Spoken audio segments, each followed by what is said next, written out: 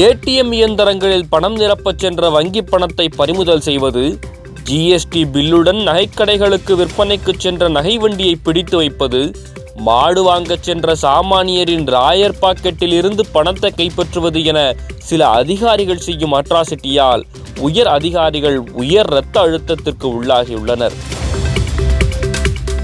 என்னதான் தேர்தல் நடத்தை விதிகள் அமலுக்கு வந்தாலும் இப்படி தேர்தல் பறக்கும் படையினரின் நடத்தையால் அவதிக்குள்ளாகும் மக்கள் குறித்து பேசுகிறது இந்த செய்தி தொகுப்பு.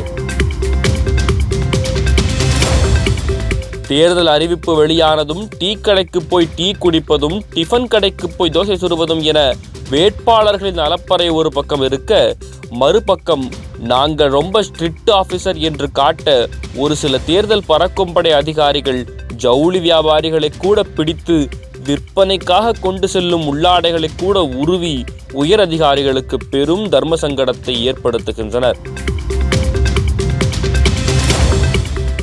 அந்த வகையில் சில சுவாரஸ்யமான ரைடுகள் புதுச்சேரி மற்றும் தமிழ்நாட்டில் நிகழ்ந்துள்ளன.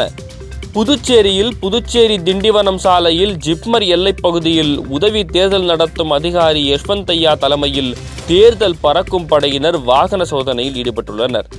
அப்போது அவ்வழியாக ஸ்டேட் பேங்க் ஆஃப் இந்தியாவின் ஏடிஎம் மையங்களில் பணம் நிரப்புவதற்காக வந்த தனியார் நிறுவனத்தின் வாகனத்தை அதிகாரிகள் நிறுத்தி சோதனையிட்டுள்ளனர். அப்போது பெட்டகத்தை திறந்து பார்த்ததில் 3,47,00,500 ரூபாய் நோட்டுகள் கட்டுக்கட்டாக இருந்துள்ளன. வாகனத்தில் வந்தவர்கள் ஏடிஎம் மையத்திற்கு பணம் நிரப்பச் செல்லும் வாகனத்தில் கட்டுக்கட்டாக பணம் இல்லாமல் கட்டுக்கட்டாக சந்தனக்கட்டைகளாயிருக்கும் என மனதிற்குள் முணுமுணுக்க, அங்கிருந்த strict officer I want document என கத்த பணத்திற்கான எஸ்பிஐ வங்கியின் ரெசிப்டை காட்டியுள்ளனர். சரி, இதெல்லாம் இருக்கட்டும், வண்டியை நேராக கருவூலத்துக்கு விடுங்க, அங்க போய் பேசிக்கலாம் என்று வாகனத்தை கருவூலத்திற்கே கொண்டு சென்றுள்ளனர் அதிகாரிகள்.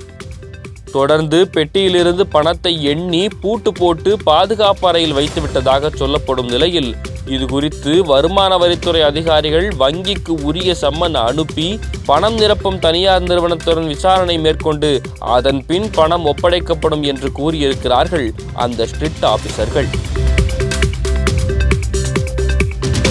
புதுச்சேரியிலிருந்து அப்படியே கும்பகோணத்திற்கு வந்தால் 12 கோடி ரூபாய் மதிப்பிலான தங்கத்தை பறிமுதல் செய்திருக்கிறார்கள் தேர்தல் பறக்கும் படை அதிகாரிகள். ஆவணங்கள் இல்லாத நகைகளைத்தான் பறிமுதல் செய்வார்கள் என்று பார்த்தால், ஜிஎஸ்டி பில்லோடு நகைக்கடைகளுக்கு நகை விற்பனைக்கு கொண்டு சென்ற வாகனத்தை வளைத்து பிடித்து வம்பிழுத்திருக்கிறார்கள். சென்னையிலிருந்து கும்பகோணம், மயிலாடுதுறை உள்ளிட்ட பகுதிகளில் உள்ள பிரபல நகைக்கடைகளுக்கு நகை விற்பனைக்கு கொண்டு சென்ற மினி லாரியை தேர்தல் பறக்கும் படையினர் கும்பகோணம் வட்டாட்சியர் அலுவலகத்திற்கு டேக் டைவர்ஷன் செய்திருக்கிறார்கள். ஆவணங்களை பார்த்த கும்பகோண வட்டாட்சியரும் தேர்தல் நடத்தும் அலுவலருமான பூர்ணிமா, உங்க கடமை உணர்ச்சிக்கு ஒரு அளவே இல்லையா என கடுகடுத்து, எல்லாம் சரியாத்தான் இருக்கு, அனுப்பி வைங்க என்று சொல்லியிருக்கிறார். இதையடுத்து வட்டாட்சியருக்கு ஒரு சல்யூட்டை போட்டுவிட்டு 12 கோடி ரூபாய் மதிப்பிலான தங்க நகைகளை அனுப்பி வைத்துள்ளார்கள். கும்பகோணத்தை அடுத்து கன்னியாகுமரியில் நிகழ்ந்த சம்பவம் கண்ணீரையே வரவழைக்கிறது. கன்னியாகுமரி மாவட்டம் இரணியல் பகுதியில் வாகன சோதனையில் ஈடுபட்ட தேர்தல் அதிகாரிகள் அந்த வழியாக மாடு வாங்குவதற்காக சென்ற கண்ணன் என்பவரை பிடித்து 65,000 ரூபாயை பறிமுதல் செய்திருக்கிறார்கள். அந்த 65,000 ரூபாய்க்கு நகையை அடகு வைத்த ரசீதை கண்ணன் காட்டியும் தாசில்தார் அலுவலகத்திற்கு வந்து மறுநாள் வாங்கி செல்லும்படி அதிகாரிகள் அறிவுறுத்தியதாக கூறப்படுகிறது.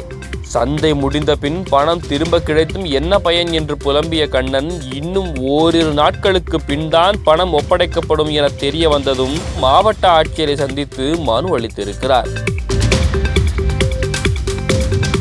பணப்பட்டுவாடா செய்யும் அரசியல்வாதிகளையெல்லாம் அதிகாரிகள் கண்டுகொள்ளாமல் அன்னாடங்காட்சிகளை பிடித்து வருத்துவது வருத்தத்துக்குரிய செயல் என பாதிக்கப்பட்டவர்கள் அங்கலாய்க்கிறார்கள்.